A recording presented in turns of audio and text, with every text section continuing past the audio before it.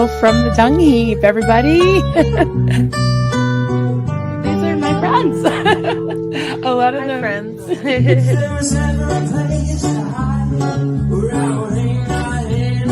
There he is. Hi, sweetie. Hello. Good morning, everybody.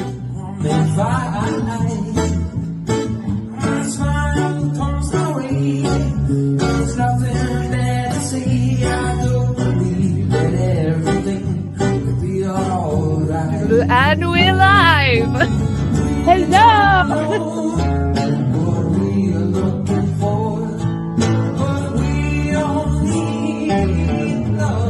SPTV.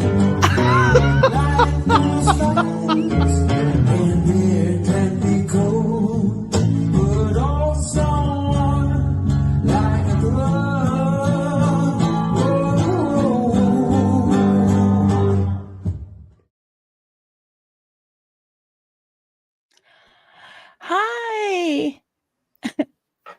And we're live. Wow. I've got my good friend Joel McCoin here today, and we are doing a Floofy Friday, let's talk about pets, all things furry, fluffy creatures. Hi. Wow. Here we go. Here we go. I've been so looking forward to this. Yeah. Well, before we get started, we better do the disclaimer. Okay. Before we start, I want to apologize in advance for anything I may say or do, but I am old and I can't be held responsible for anything I say or do. So, and a lot of people, I get a lot of questions and stuff, and I want to make sure everybody realizes I am not a vet. I know very little about anything. Oh, you know plenty, but I am, so anything that I say here is just me rambling. I'm no professional anything. So, well, you are a rock star. You're very popular. You already have a lot of greetings. Heat my shorts. Hey there, Jojo. Good to see you. Anna from Canada. Good morning. Good morning. We've got some comments already being starred. Of course, Stay Spiria's here. And George says, age is a lame excuse, Joel. And Heat says, hi, Joel. Nice to see your face. Go ahead. Yeah, I'm sorry about that, guys. Yeah. No, we want to see you. This is exciting. Wow. Age doesn't help things. So for anyone who doesn't know you, which is probably only a few people, let's hear your spiel. Like, tell us about yourself a little bit. Oh, I'm just an old man who I spent a lot of years in the newspaper business, moved out of the big city 27 years ago, live in a small town, would never go to the city again, don't even like going back, live a comfortable life out here in quiet comfort with my wife and a few other creatures that hang around, and spent a few years trying to do good with animal rescue and, just taking it day by day. Yeah. How did you get into that? It just kind of find you? I mean, when did you start? When did you start rescuing cats, or mostly kitties, right? Oh yeah. I've never owned a dog. My sister, God rest her soul, got me, I got my love of cats and music from her. And I started when I was, quite a while ago, 30-ish years ago. One of the things I did was I gave a lot of speeches. I was a member of a group called Toastmasters, and it's a speech group. And I met some people who were involved with a cat rescue, and they asked me if I would speak to a group, and I did. And that started me doing outreach for rescues. Then the more I got involved, the more I did, and the more got involved. And when my job came to an abrupt stop one day after a long time, and quite a shock to me, actually. I got more involved at that time, and that was for good and bad, but learned a lot. And as I progressed through time, it took over, and I got more and more and more involved. And basically, one of the most important things for me is people always think, when they think rescue, they think of a group, ASPCA, whatever. They think of groups that do it, and they have a building with a structure and all that. And I was involved in that, and I saw and was victim of a lot of the politics, the human nature of it all. And one day, I got a call, and this person told me about this small town that had a major feral cat problem. And what they were going to do about it was they were going to kill them. And I went batshit crazy. I was going after them. I was going to go down there to this council meeting that they were having, and I was loaded for bear. And when I got there, I hit that door. I was ready to hit them with the fury of 1,000 jungle beasts. I was hot. And I went in there, and I was ready. And came from my time to speak, and I got up and I said to him, I understand that you are going to murder cats. And this one woman sitting on the council, she burst into tears. Two of the other guys put their heads in their hands. And the mayor said to me, God, if you can please help us, we don't want to do this. We're beside ourselves. And that was the biggest change in my life. By the time I left that town at midnight, I realized everything was being done wrong. We needed to change. Something had to be done differently. And that began the last 26 years of me realizing and working with people. I realized that we need the real things really get done when you eliminate the government. You eliminate the structure of big organization. Yeah. And those things. And it was the people doing the job. And I call it lone wolf rescue. People just doing it. And I've helped a lot of places do that. And by lone wolf rescue, it's an all-encompassing term for me. If you're feeding a feral cat in your backyard and you become friendly with it and start petting it, and all of a sudden you have a cat. Now that's lone wolf rescue. If you pick up a dog that's been abandoned on the road or is wandering aimlessly and take it in or find it at home, that's lone wolf rescue. That's the most direct line. People just doing it, getting it done, not having anything to, any outside influences to worry about. And as it's developed around me, small rescues have been started, small shelters have been started, things like that. But it's grassroots. It's the folks doing it. And it just grew from there. That's how I got really, really involved. And I think it's the most important part of it. Because, and this leads me into another thing I wanted to talk about, which is, and you've all heard me say this many times, plan, for your demise with your pets. Yeah. And you never know what's going to happen. Any age. I don't care if you're 6 or 660. Anything can happen to you at any time. You never know. Tomorrow may be a bad thing.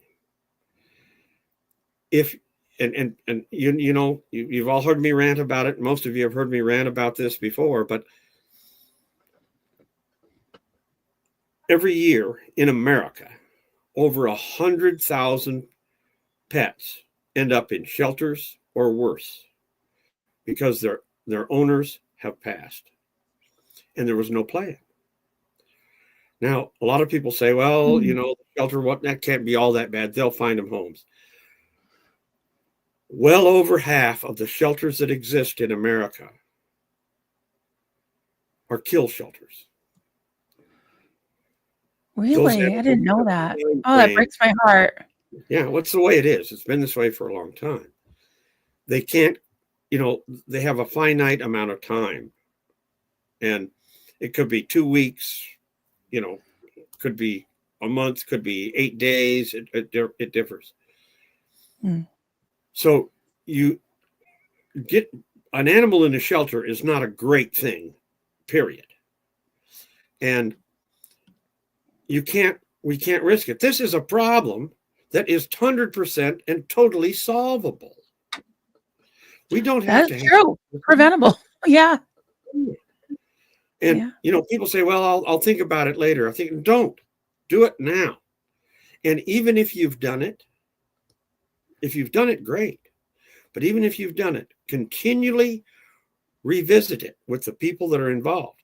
Really know all the players in the page. As well as, if you've got it done, make sure everyone you know can get it done.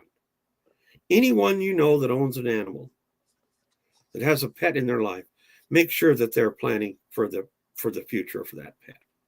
It doesn't have to be this way. It can be better.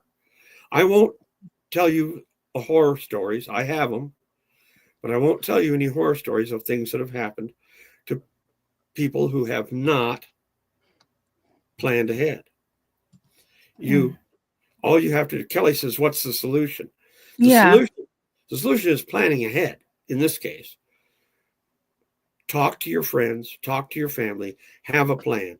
If something happens to you today, your pet will be taken care of by someone who is in on the plan. Don't let it go to chance. Work it every day. Make sure everybody knows what's going on. Animals suffer trauma, just like humans. Yeah. And when they lose you, and when your pet loses you, they're going through a terrible trauma. The worst thing that can happen to them is they get shoved around, passed around, let loose. You know,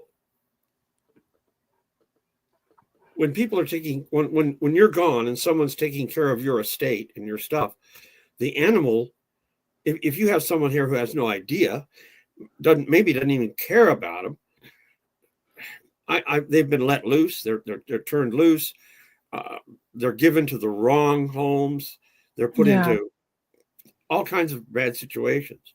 The answer is simple: plan ahead and do it. A follow-up question from Kelly: do people put pets? Oh, that's a good question. Put pets in their will? Would you recommend that? Absolutely. Absolutely. Yeah, why not? Well, let me put it this way.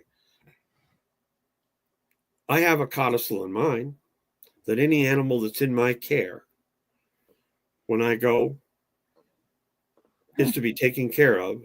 We have a plan. But we also have money set aside in the event that happens to help whoever is doing that on the back end with any expenses that they might have. But I do recommend it. If you have any size of an estate and you feel that it's also very helpful. It's very helpful. I also would encourage people to, if you find organizations in your area that are helpful to pet owners, and that you are supporting in life, support them in death and leave them something as well. Animals go on, and so do we. So, I look at it as, I think we should treat our animals just like we treat our children. And yeah, I do. yeah, and most people do. And I think that works into a good way, but don't leave it to chance. Talk about it regularly. Spread the word.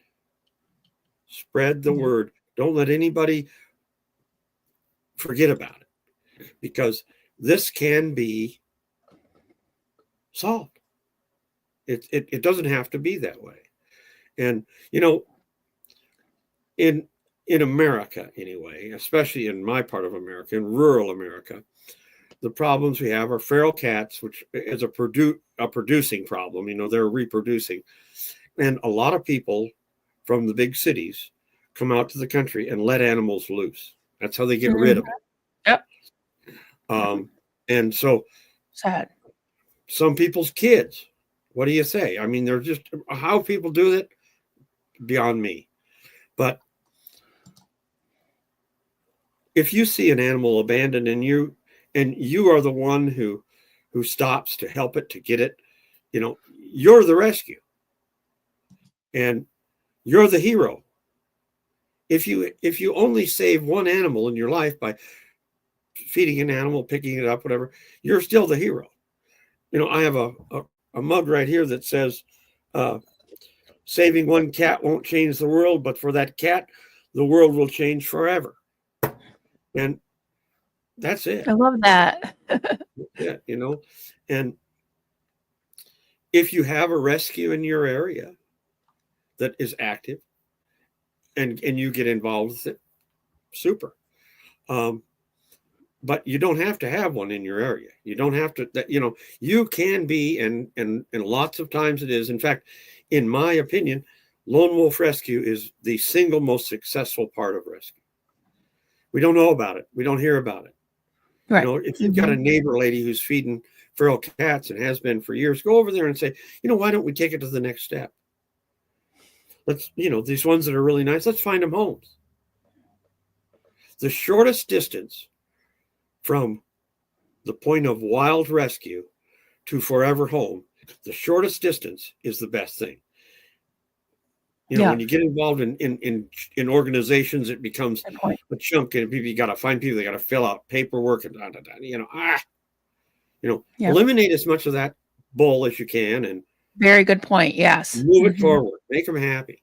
And a lot. I'm gonna tread on something that is controversial. I've never been someone who was conventional, and a lot of people talk about TNR. Anyone who doesn't know what TNR stands for, it's trap, neuter, and release. You capture it's very, very, it's a cat thing. They'll capture feral cats, they'll neuter them, and then turn them loose. Well, then they can't reproduce. Well, that does help solve some of the problem. But the biggest trauma in any situation like that is the capture. I mean, it's like, the trauma of it's like someone's abducted you.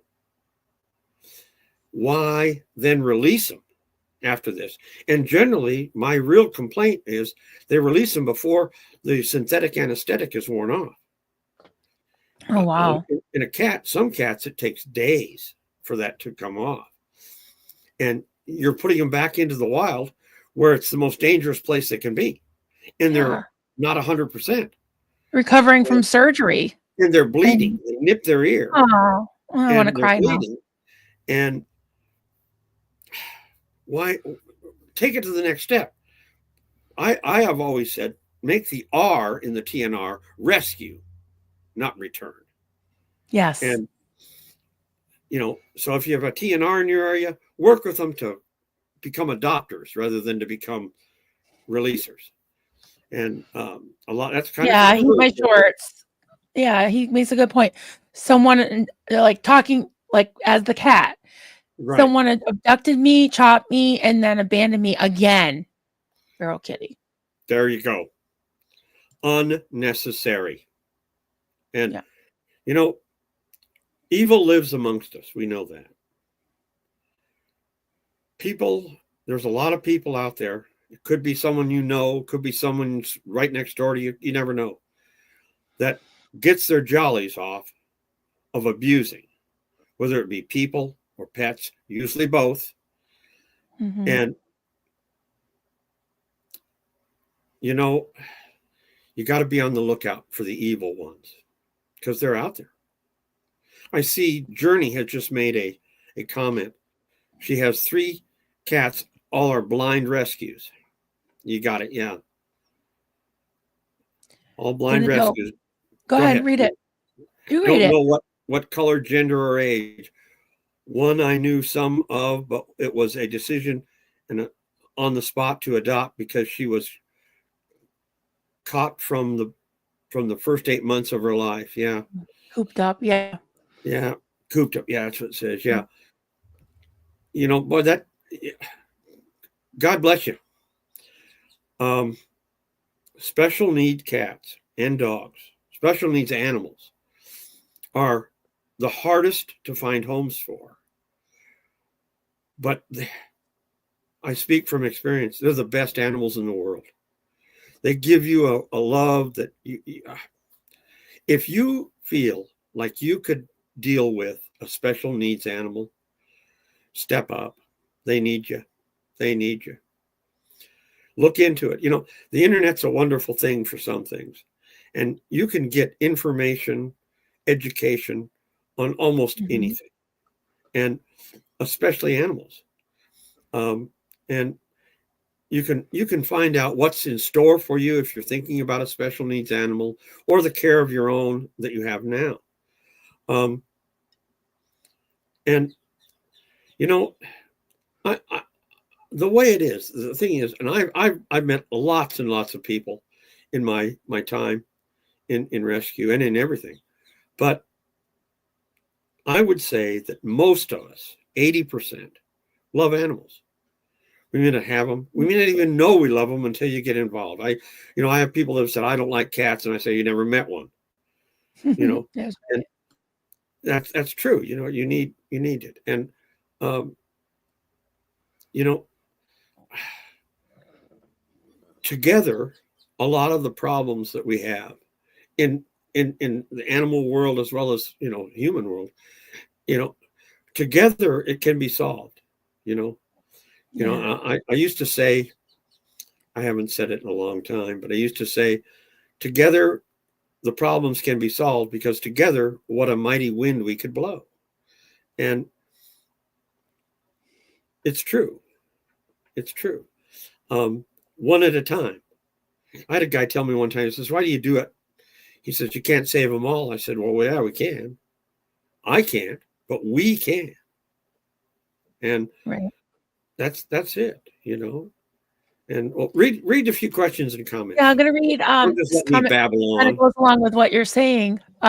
Scooter Chat Mama, hey there.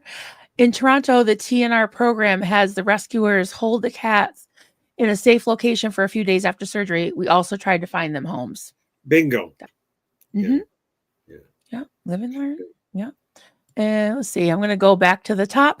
We had Nancy Alley. Love you. Have you seen her dog? Oh, actually, it's in her profile picture. Yep. She's so sweet. Sometimes she'll call me while she's out by the lake and Sadie's running around. So cute. Sadie says she's woofing for this live stream. Everyone's been looking forward to it. Even Sadie.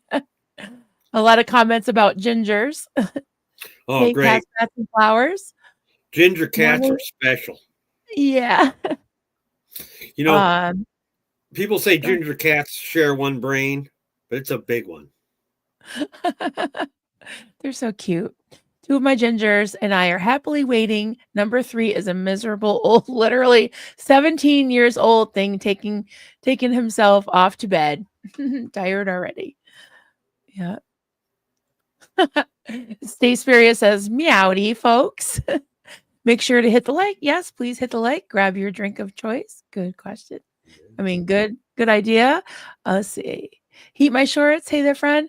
Just need to move my sprinkler out in the yard. So stoked for this. So this was right before we started. Another ginger comment. Hey, Anna, I have a ginger too. Cats, bats, and flowers. I have had multiple cats in the past, and orange cats are different. Yeah, what is this thing? Because you had me put an orange cat in the with glasses on the thumbnail. Well, ginger cats are very special. I have never. Most of them seem to be male. I think it's a genetic thing. But they're characters. I have found them to be generally smart, as all cats seem to be, but they're special. they're just different, and they're just wonderful animals. I love ginger cats, and I had one years and years ago, and you laugh a lot around a ginger cat. That's my thoughts. I love that. Yeah, it's just, it seems like people even in the chat are like, it's kind of inexplicable. It's like they're different. They're interesting. Like, oh, I've never had a ginger cat. I grew up with cats. We had mostly we had a lot of what do you call it? Like tiger cats, you know. Tabbies. Yeah. Tabbies.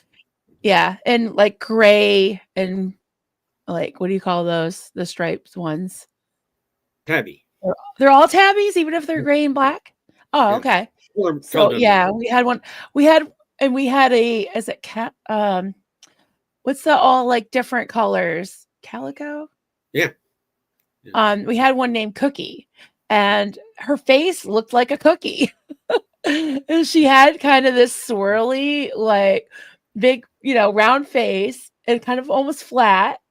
And she had like all these kind of specks on her, like a chocolate chip cookie. She's so cute. Most, and these are generalizations, and I don't know any statistics, but most Callies are female.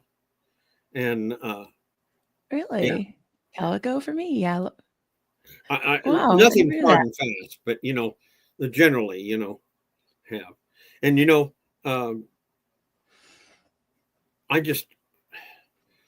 I had a calico.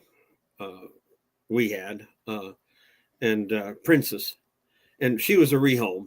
Her owner died, and a sad story of getting her out of the situation. But she was the funnest little cat. I mean, she loved everybody and everything. She was a sweetheart. Just love them.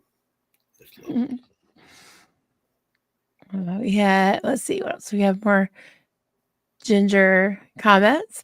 Hey, Solicitous Nova, whatever you want to be called. I'm glad you're here. My favorite of all cats I owned was my ginger cat. He was male, Mr. Wendell. He even played fetch. A cat? Oh yeah, that's not totally smart. Yeah, that's George is nodding. Does yours play fetch? Yeah. That's so cute. People think that their cats are kind of aloof, which they are. That's what attracts me to them, is they're independent. They don't need you. Yeah, they do, but they they do a lot of things that people say, oh, I've never seen that before. Well, every one of them's different, but they do a lot of things like that. Fetch is something they do. A lot of them. Yeah. And Viggy Cat says, my ginger, a lot of people with cats in their names too. My ginger is so much smarter than my Burmese and black cat. Well, yeah, I've had the gingers that I've known and been around are really usually quite bright. People say they share one brain, but it's got to be a big one, because man, I've been around some of them that are smart as hell. I have a friend right now who has a ginger part. We don't know how much part. He was a rescue. Norwegian forest cat, and they're big like Maine Coon. And that cat is so smart, he scare you. He opens doors. He turns on lights. I mean, and yeah, they can really be an amazing thing.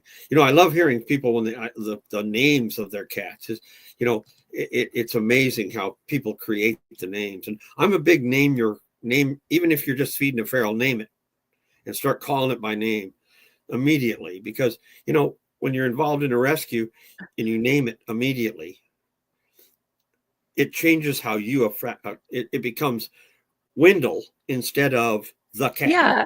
It changes your approach. It seems like a lot of cats have that, like Mr. whatever, like very, very, like, I don't know, classy names or something like that. Yeah.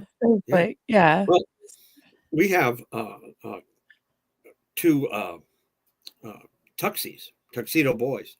And their names are Jeeves and Wooster, because they look like butlers. I love it. I just saw in here a Buttercup asked, is there a breed of cat that is better for people who are allergic? Not really. What we have done, and people that we knew, my wife, when I first started dragging cats home, she was allergic. And really? But yeah, but you know what? And she's still deathly allergic. She can't go near a horse. And I mean, yeah, Duncan's allergic too. My son Carter is super allergic. Like, I don't know, like 11 on a scale of 10 or something crazy like that. Yeah. What we started doing, and it falls into good pet care anyway, is daily brushing. Really? And yeah, like it's the dander. Daily brushing gets the hair, keeps their coat from being overdone, and the matting and all that. But it really, and today, now years and years later, they don't bother her at all. Oh. And we don't have a house full of hair, anyway. And but I don't know of any cat that if you have an allergy reaction that you won't have.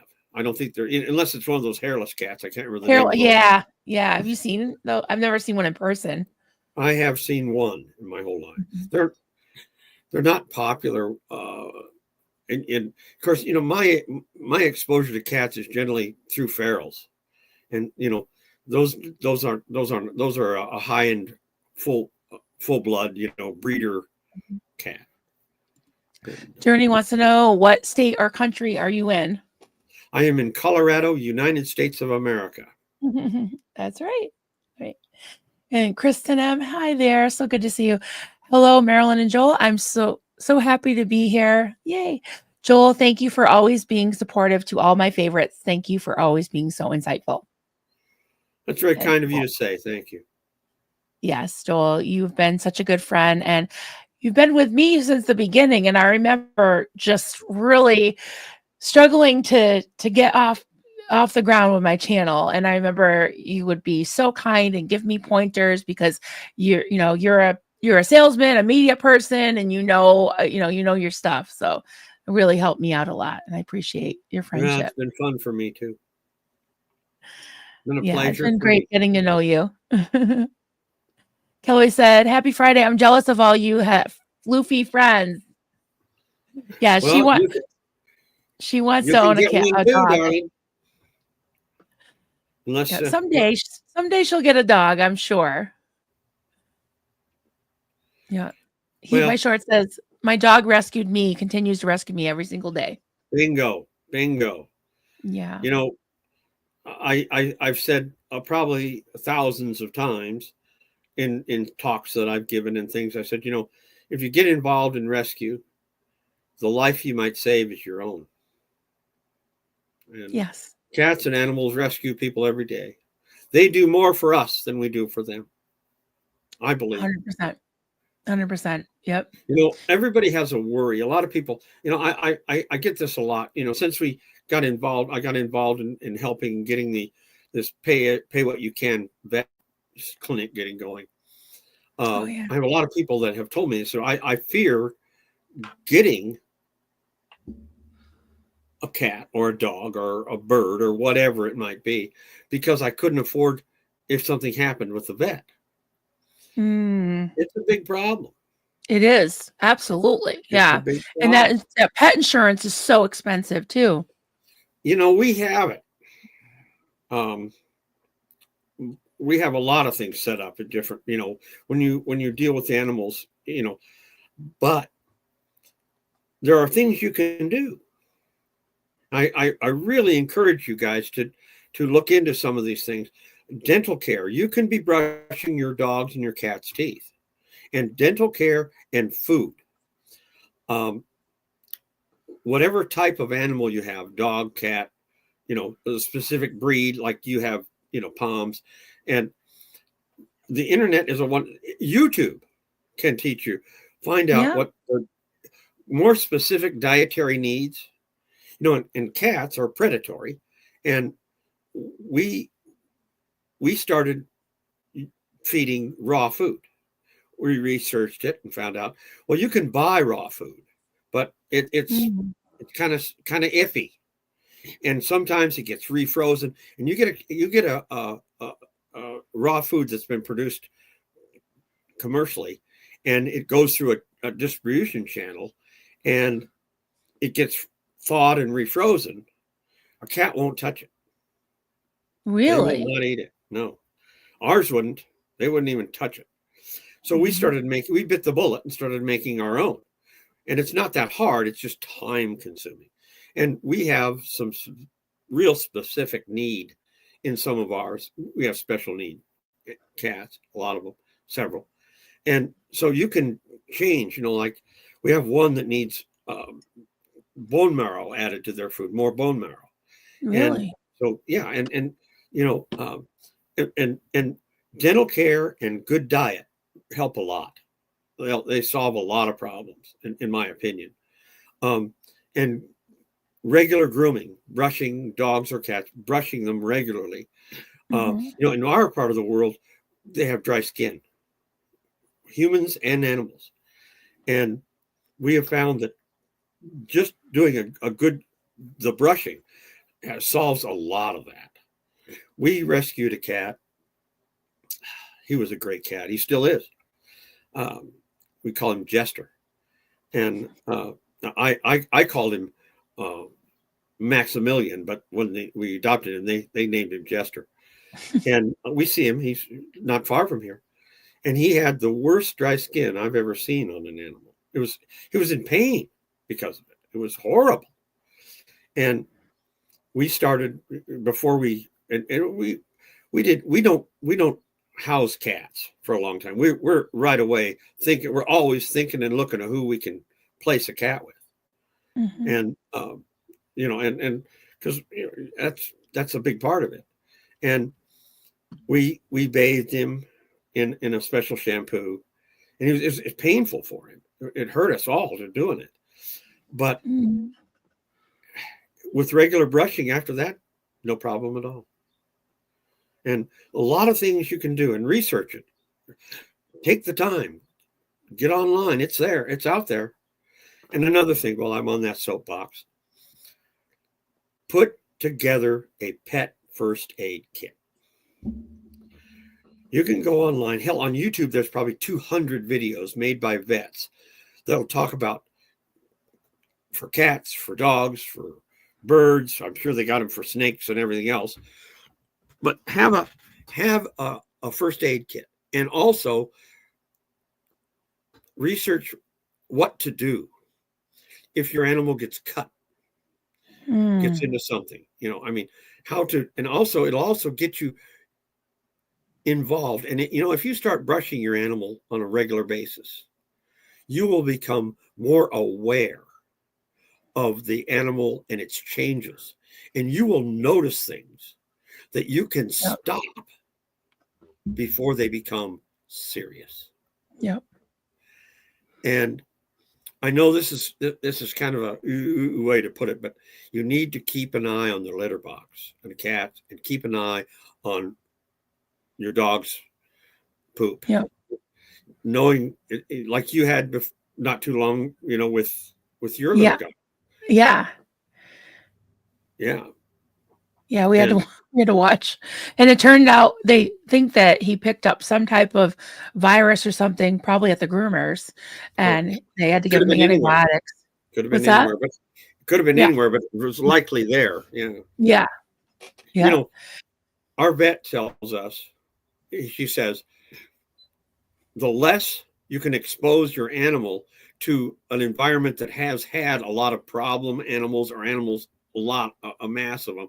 That's vet clinics, groomers. Mhm. Those things, they're there. It's like the sickest place to be is a hospital. So it's true. yeah. That is true. So we got a lot of started questions. Somebody Hi, else has to everybody. say. Hi, pizza. Let's Hi, Dave. see. Hey, cats, bats, and flowers. I have a particular fondness for gingers. Again, named my youngest son after a ginger who died in a house fire. Oh, yes, he knows. Yes, he's a human name, and yes, my human boy has a red beard. I love it. That's cute. No, I'm convinced that cats recognize their name, and name even animals that are drifting through your life. Name them. I love that. That's awesome. Nova says, Joel McCoin, so nice to see you. I'll probably want another pet by the time this is over. Yeah. Very good. I want a cat so bad, but I can't. I'm just living vicariously through all your cats. But I have my sister.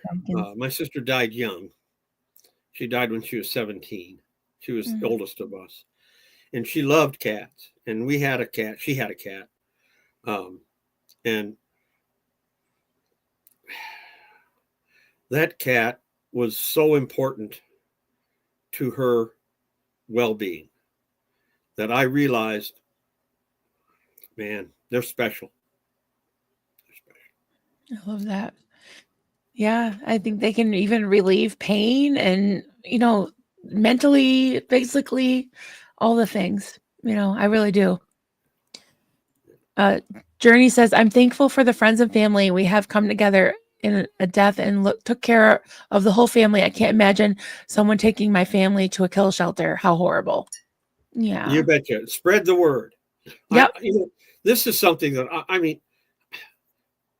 I had a guy say to me the other day, he said, I never see you when you don't talk about that. And I said, I'm going to talk about it until it stops, which probably will be my life. But tomorrow never comes. Plan ahead, do it today. Yep. And absolutely. Trust, continually revisit it. Don't risk it. Don't risk it. And make sure everybody you know does it. And, people say, well, I don't know anybody. Well, find people who will. Create a network within your own community. I'm a true believer. We can only make a great difference in our own backyard. Do the work at home. And, you'll see the rewards of that.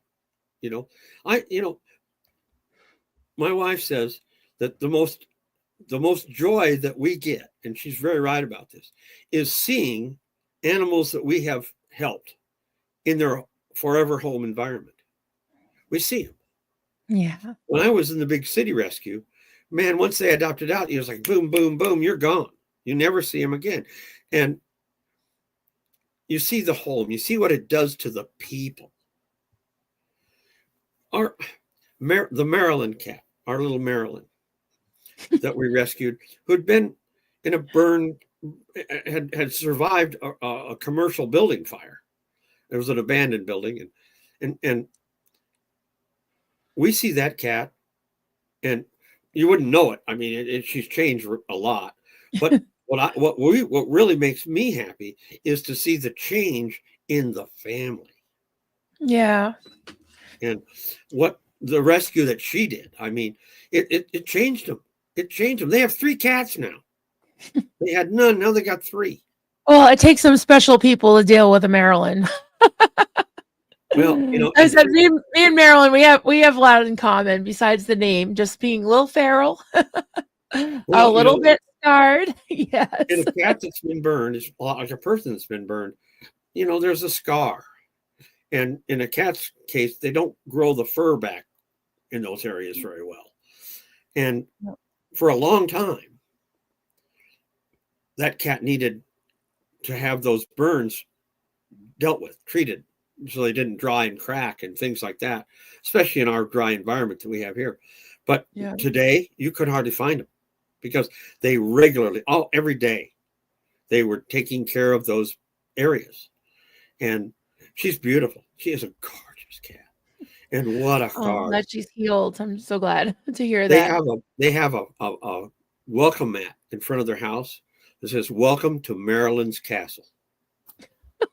So there's a cat. I want that, although I don't have a castle. I love that.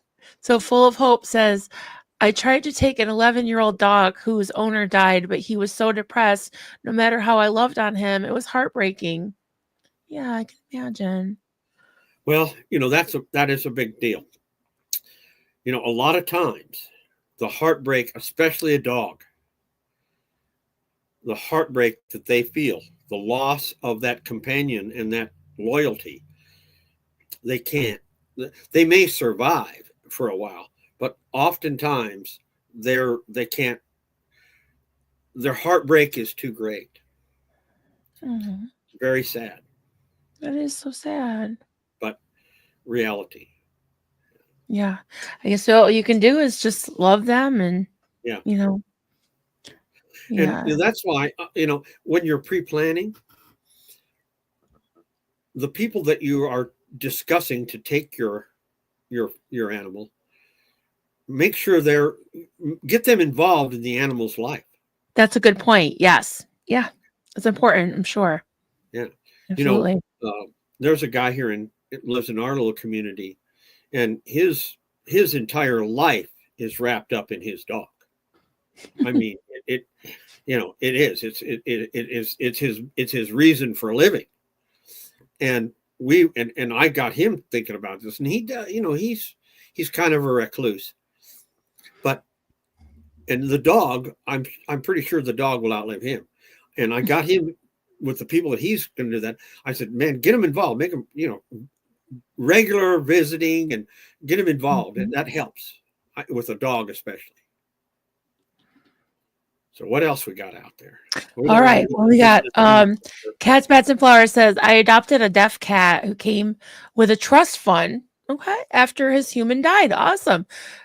Trust didn't last as long as a cat, but it made a positive difference in the first couple of years. Mm-hmm. I love that. I never thought of that. Yep. Wow. And I'm sure you're finding life with a deaf cat is a hoot. So sweet. James said, my daughter went to the dog pound and asked for the dog that nobody looked at and adopted it. Aw. Yeah. I love that. That's a special person. Those people I elevate way up. Yeah, absolutely. Cats, Bats, and Flowers. 2 of my boys were rescued from a raw dog food factory in northern Ontario. Employees were using the local feral cat colony for target. Anger is real. Yes. That's disgusting. Wow. Don't get me started. Yeah, okay. We'll read more. Terry Sue said, we have a feral cat on our property that we've been taking care of for 2 years now. His ear is tipped, so we know he is a TNR cat. He won't let us touch him, but he's very affectionate with our dogs. Yeah. Right? That's good. That's the way a lot of ferals are. Really? Well, you don't know his history. We're the enemy, and because you don't know what's happened. Yeah, true. I applaud you for taking care of it.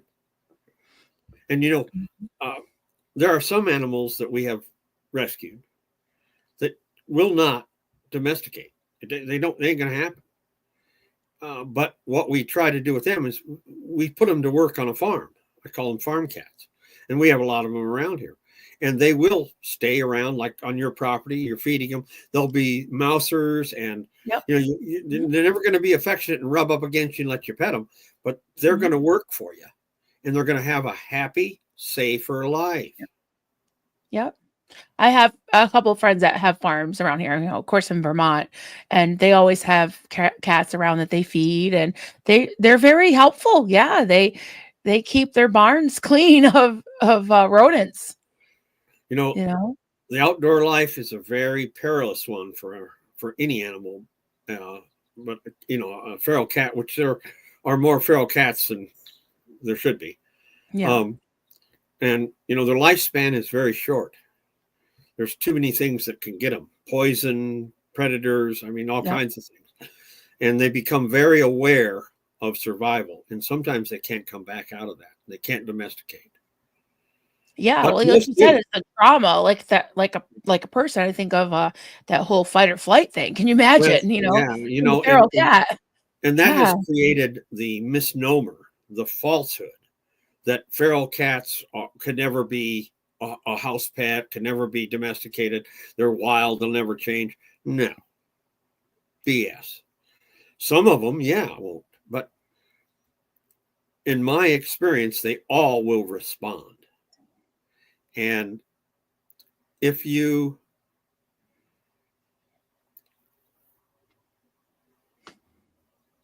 interact with them in any way you can, and feeding them, they'll respect you for that. And they'll change. They may never be chummy, but they'll change. And they can be very helpful. And there's no such thing as a wild cat. They're cats. Their feral is their living situation, not their being. In my right, yeah, my range in that. Yep. So. Absolutely. And yes, Brooke, I sing to my cats. I definitely sing to my dogs. I'm in the starred question, so I haven't seen that one, but it says James Steele said, "I loved and respected Joel and his wisdom and heart before this. Now my heart is bursting." Thank you. I'm so glad you came on. This has been awesome. Oh, Cats, Pets, Flowers, one of my boys plays fetch too. That's awesome. And Scooter Mama says, comment, I've been owned by many different colored cats over the last 40 years. They're all characters. I love that. I've been owned by it. Yep. Well, dogs have owners, cats have staff. That is so true. That is awesome. James still said, comment, this better be a series. I'm up for it. I want to ask you questions about the newspaper business too. Oh, nobody cares about that. I do. Anna, hey Anna, good to see you, honey. Okay, one of three. You ready for this? Okay, yeah. Okay. All right. My cat had a urinary blockage when he was young. He's now terrified of the vet. Pees all over me and his carrier when we go to the vet. Aw. Number 2, he has been on a prescription diet for the last 1.5 years, and I can't have treats. So I can't create good experiences by treating him there. It's also very hard to find a vet who will do a home visit. Any suggestions on how to make it less scary? Well, I've been through it too. And not everything works on every cat. I would highly suggest you look into aromatherapy. And that's a broad term, but look into things and chamomile for us, we had a very similar situation. And we found that the smell of chamomile tea, which is one of a soothing thing, and we had research as one of the suggested aromatic herbs. Yeah. It ain't going to solve it, but it's going to calm them. I'm not a big believer in synthetic medications, especially on cats. It takes them a long time to come back. And, the less the better. But a lot of natural things are being discovered and used, and holistic vet care is a real thing. But I would highly suggest you look into that. That's a something great that it that's a great calms them. suggestion. It Yeah. calms them down. You can calm them down before, I mean, the panic of, oh my God, they're putting me in a crate. And they just, and because they know what's coming. And, Yeah. it's a shame, but it's also common. But I hope that can help. And it says, "Oh, I'll try that. Thanks. Thank you. That's awesome." I'm glad you asked that question, Anna, because it's a really, really good question and really good suggestions. And a I lot of love people it. have that problem. Mm-hmm. Yeah. Again, back to the trauma that these poor animals have sometimes, full of hope. So good to see you. I would choose an animal over a human friend every time. Yeah. I hear you. I hear you. They're less unpredictable. Yep. They're more loyal too, in my opinion. Hey, Pizza, good to see you. Our family cat passed away a few years ago. Oh, I'm sorry. I've been working back to filling her spot, but it's difficult. Yeah, that's a A really lot of people common say thing. that, they say, well, they lose an animal that has been with them for years, that has great connections, and and which is most every animal, really, when you're in your family. Yeah. I say this: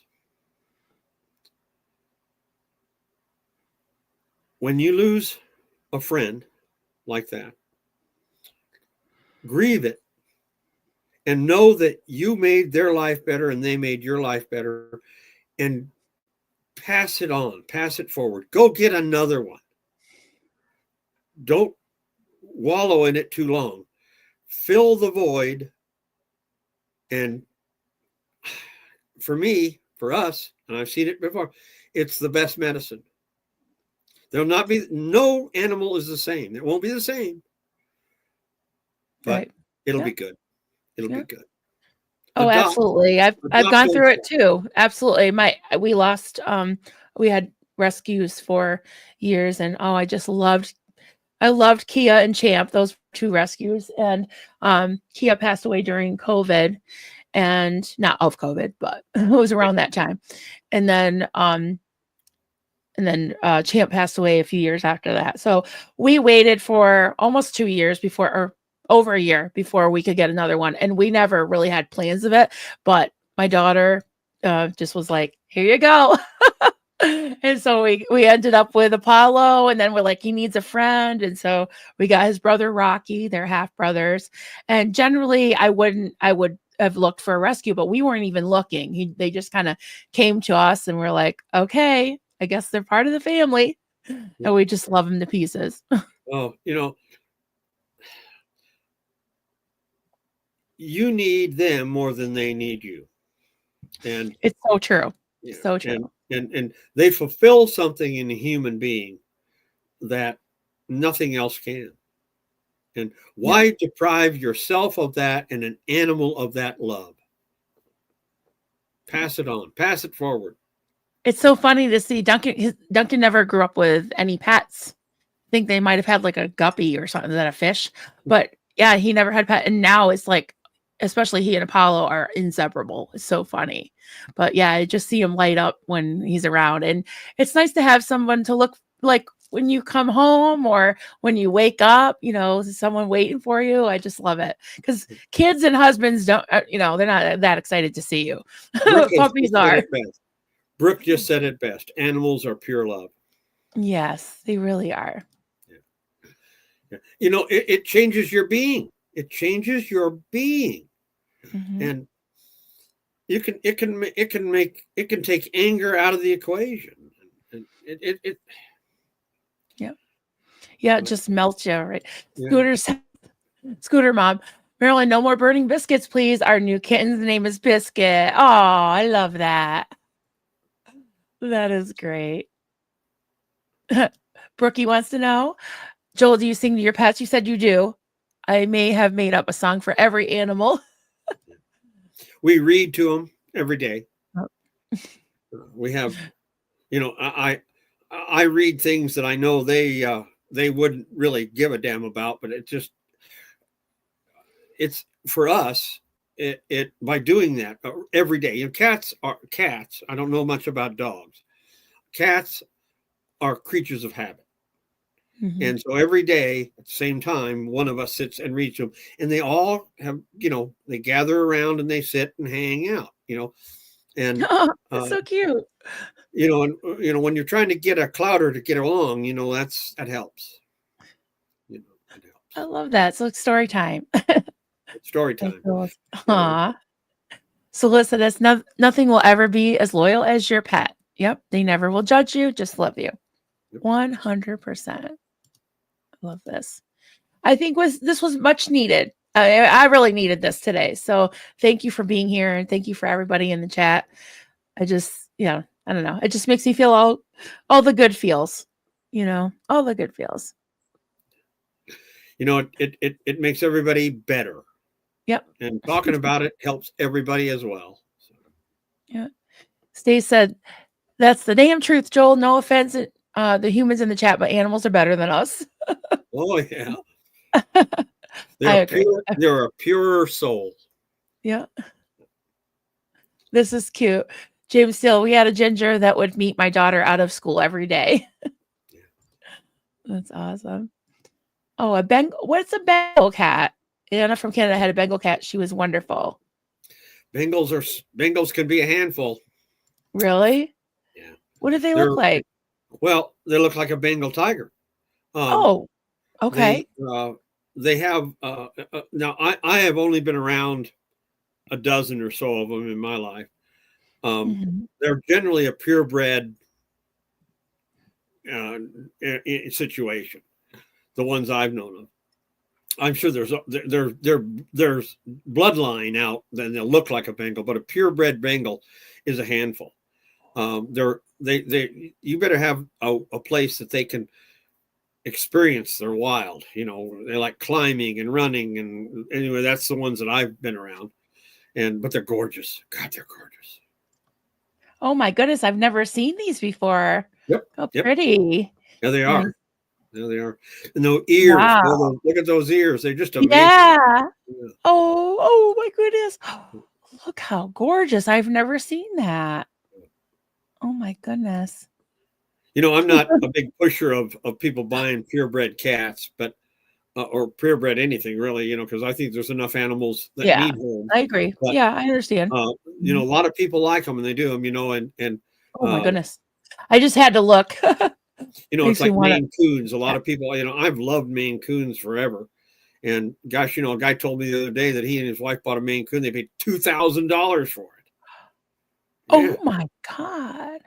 Yeah. Well, when I was a kid, I always wanted a Persian because they have cute. I like things with like flat faces, maybe because I have a flat round face. Flat faced animals have problems. You need to know going in. Yeah. Before you get any exotic animal, I mean anything different than the norm, and I would say, but any animal really, but research what you're getting into. I have some. I mean, I'm a firm believer in rescues, and we would have more rescues if my daughter didn't actually have Pomeranians that she bred responsible. She's not really breeding now, but they're very careful about the bloodline. They're AKC, and they don't pump them out, and they're very, very, very loved.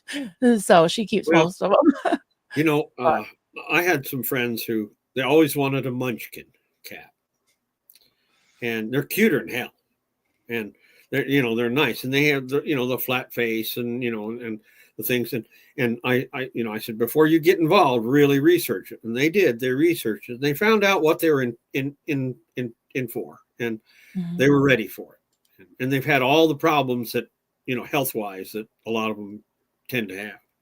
Yeah, my sister, my You're right on that, Dave. She has Chihuahuas, and the Chihuahuas, oh my God, she spent so much money on surgeries, and poor things. I feel so bad because they're so little, and she had one that she had gotten from a breeder friend that she knows, and it turned out had like heart disease and passed away. Her name was Lucy.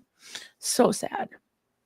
Yeah, they have a lot of problems. Yep, cats, bats, and flowers, border collies, and and Bengals are smarter. Bengals. Oh wow.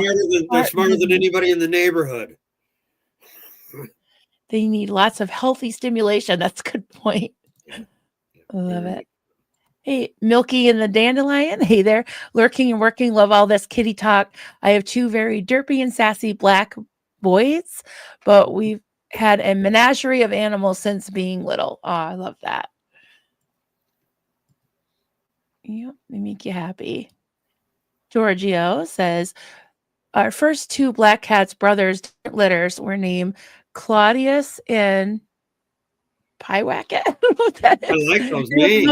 No, I'm not familiar. Are you familiar with that? No, it's got to be a British thing. Yeah, that's a British thing. He says no, it's not a British thing. All right, well, either pop on and tell us or put it in the private chat. Opinion. Joel adopted me and never looked back. Poor fella never knew what he got with me. Love you, Brooke. Aw. Yeah. Joel has adopted a lot of us strays in this this community. We love you, Joel. Oh, this is the good. Oh, that. Okay, we already talked about that, about the allergies. Yeah. So pretty much just brush them and yeah. I mean, Duncan can be around them, but he can't like live with them, but he can be in someone's house as long as he doesn't touch them and touch his eyes, you know. Well, my wife says that love cures allergies. The name of the cat in the movie Bell, Book, and Candle with Kim Novak, Jimmy Stewart. I haven't seen that one. Oh, okay. There we go. Heat My Short says, this is making me want to go pamper my dog. Me too. I want to go just cuddle the doggies. Good. Spa day. Spa day. Mm-hmm. You know, go ahead. Let's read it. Oh, I just one question or a comment from Laura Estrada. How do you cope and grieve your pet who is terminally ill? No medical advice, but emotional support. I'm an anxious, heartbroken mess. Oh, that is so sad. You know,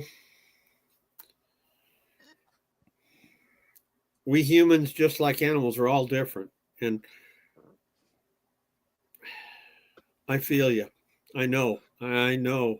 Yeah. You know, we had one that lost many years ago, and I've been around a lot of them, and I'm still not over it. I say this: if you're really grieving, get involved in rescue. It saved me. It can save you. Yeah. It's bigger than you, and I recommend it for everyone, but consider it. If you're really having difficulty with the loss of a pet, get involved in rescue if you can. That's my only recommendation. All I can say is I've gotten more than I've given. Yeah. And I highly recommend it for everybody. Yeah. Yeah, very cathartic to give of yourself, and yeah, you get back, like you said, you get back more than you give. Yeah, and it's not easy to lose a pet, a loved one, a beloved pet. I know. I guess it's just something that time heals, I guess, at some point, but you never forget. And maybe not, but you never forget. Yeah, no, you never do. No, and they're all so different, so they can't be replaced. Yeah. We dealt with a gal, and she had this. He was a goofy guy, a little Pekingese dog. She'd had him forever, and he was a big part of her life. And when he died, she fell into a deep depression, and her family was terrified. And one day I went over there, and I had a cat. I took a cat that we had recently rescued. Little wild-eyed little ginger boy. And she was upset that I had showed up with this animal. And I opened the cage door, and he was pinging all over the place, and I mean, and she was mad for 10 minutes. And then, she got involved with him, and he never left the house. He's still with her today. Aw, love Her depression that. went away and everything else. And he saved her. He saved her. Yeah. And you helped.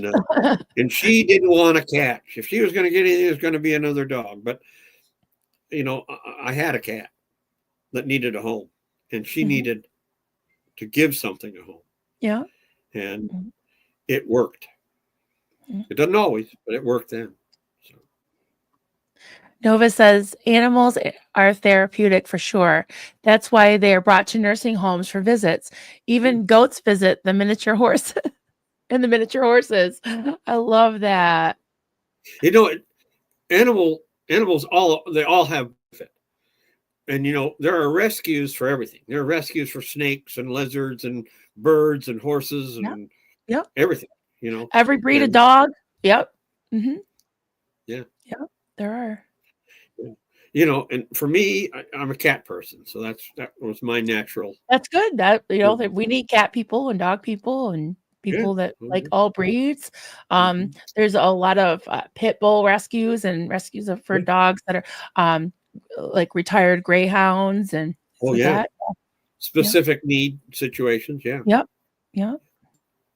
Journey says most orange cats are male. I had a female that the vet put her color down as peach and cream. She loved candles and stood too close to one, and her ear caught on fire. Oh no. She just sat there. I was 9. Oh my goodness. Oh. Well, I've been told, I don't know, but there's not as much sensitivity and feeling in the tips of their ears. Really? Not as much. I don't know of any truth to that. That could be. I mean, that would explain it. Yeah. Like I say, I know nothing, just what crap I've picked up, and don't count on that. Well, we want to hear a lot more crap that you picked up because everyone else agrees this needs to be at least a monthly recurring live. I'm all for it. Yeah. I got all kinds of stuff we could talk about. As Uncle Olaf used to say, we'll consider it. Okay, we will consider it. All right. Yeah. Full of Hope says, I read this somewhere. I wish I was the man my dog thinks I am. Aw. Yeah. Yep. Yeah. Yep. I have my ex-partner in the auction business, dear friends for decades. And he and his wife had numerous dogs forever. They always had dogs. And she passed away 3 years ago. And they were attached at the hip. It was bad for him when she died. And I do believe that the only reason that guy survived it and was able to come out the other side without the grief that would put him down was 3 dogs that filled the grief need.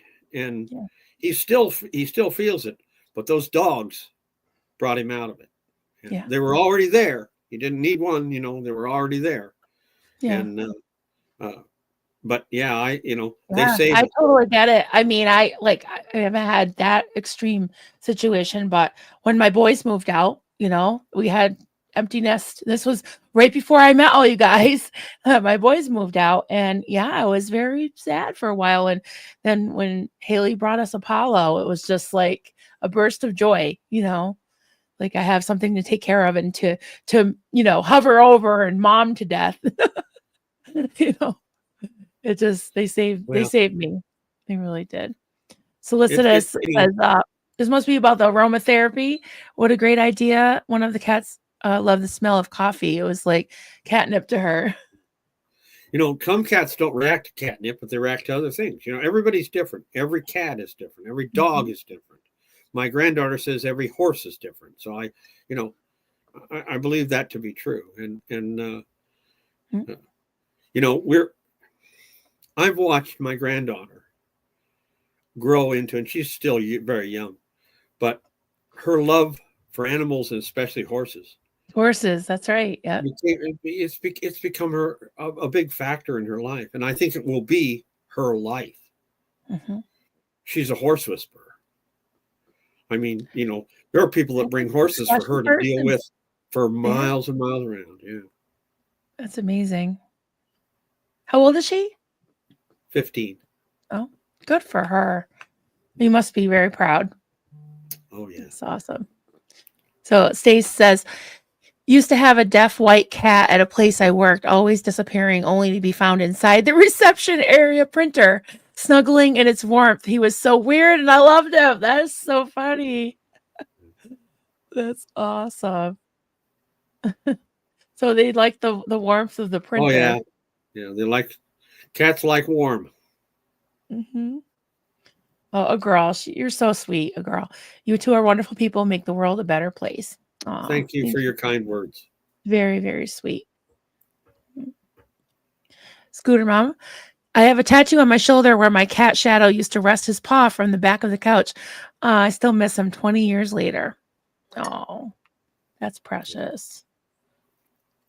Love that. I always have my two dogs are always either perched on the top of the couch or all over me or Duncan at night. That's why we have a little routine. That's why sometimes I'm really not online as much at night. I am sometimes, but it kind of revolves around my boys, the two dogs and Dunk, because we have like a little routine at night. And if they don't get their cuddle time, they get mad. Have we had any angry trolls in the chat today? I don't think so. Have we? Wow. No angry trolls? No, and I haven't I didn't even put it on subscribers only because I figured, yeah. This isn't a trolley type, hopefully, not a trolley type subject. Yeah. And I just want to say, I really needed this today. I think that we talk a lot about intense things, and I just want to, just move on. And yeah, it's like, I'm not about having any, I don't know, drama today or ever, but definitely not today. Well, when you share your experiences with animals, it's almost always positive. It just is. It just is. Yep. And it lightens your burden, even just talking about it. Yeah. So yeah, I know. I've been smiling the whole time. I hope everybody has had the same experience. Yeah. Yeah. Nova says, right, Mr. Wendell has been for 20 years and I still miss him and cry. Yeah. He was there during some very hard times. Yeah, I feel the same about Kia. She would always greet me every morning. She was a kisser, like a licker. Yeah. Sometimes I get to be too much, But yeah, I miss her. Oh, thank you. How about it's raining cats and dogs? It's raining cats and dogs. Hallelujah. Thank you so much, Pizza. That's really sweet. We got some new members.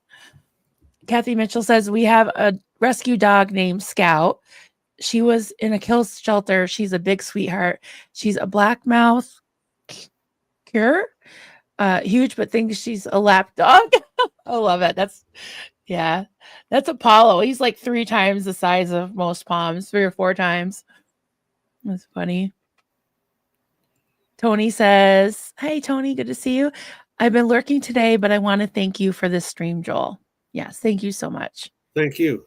Appreciate so we're already at an hour and almost 20 minutes. Wow, time flies. Oh. Yeah, Joel is the cure for trolls. That's almost a rhyme, isn't it? So do you have any parting words, any words of wisdom that you want to add to your words of wisdom you've already given us? Well, I it's been fun being with you guys. I would hope that, and like I've said to you, Marilyn, all I do is make suggestions. I don't really know anything. I just make suggestions, and I hope that if you're not involved in rescue at any level, rescue can be at any level, and the reward you get from it is amazing. But if it's just one animal, the difference you make for that one animal is beyond anything. And if you can, get involved in any way you can. Find a way, find something that fits your strength. And, if it's a group organization, whatever, or just a lone wolf, whatever you're doing, I really, really highly recommend it. And yeah, I know a lady that goes to a shelter and cleans out the, just does cleaning for them. She likes to clean. She doesn't have any pets on her, herself, but she likes to go visit the pets and help clean the kennels. And if you have a shelter in your area and you have the urge to take them food, don't. Call them first. Ask them what they're feeding. Ask them what they need. Yep. Don't just take something on an assumption. Yep. Ask them what they need. That makes sense. And because dancing in the rain. Hi there, honey. Good friend. My connection with my pup is the best. I prefer him over people. Yeah, we've heard a lot of that today, and I agree. I do too. But that's a great point. It's just there's no matter what, there's some way of getting involved, and just ask what's needed, and you can fill a need. And go within yourself, look into your heart and your mind and say, what can I do? If you feel the want, look inside yourself and say, what could I do? And research it a little and follow your heart, because love cures everything. Kindness will save the world. And with that, thank you so much, Joel. I really hope that you don't mind coming back soon. I want to, we can talk about pets more, and I'd love to ask you some other questions just about life. And this whole media thing has just been like mind-blowing to me. So I want to have some guests on like you and Stay Spiria, who kind of know a little bit about this whole communications thing. So I'm learning. I'm not a media or a spotlight seeker. No, you're not. But you have a lot of wisdom when it comes to things like, journalism and stuff like that, which I don't know what's going on with that. But I just want to pick your brain about things. So, all right, I'm going to play the outro, and thank you, everybody. And thank you so much, Joel, if you want to stick around for a minute, and bye. Thanks. Have a great day, everybody. Thanks, folks.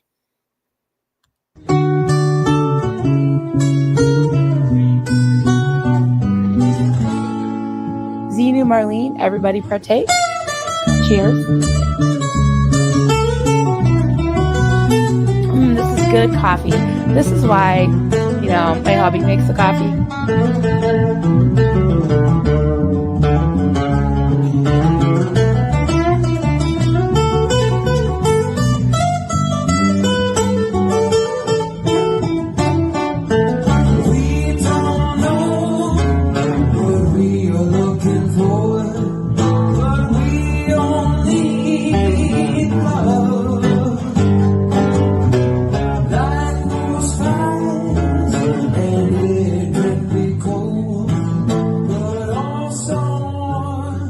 Like a blood.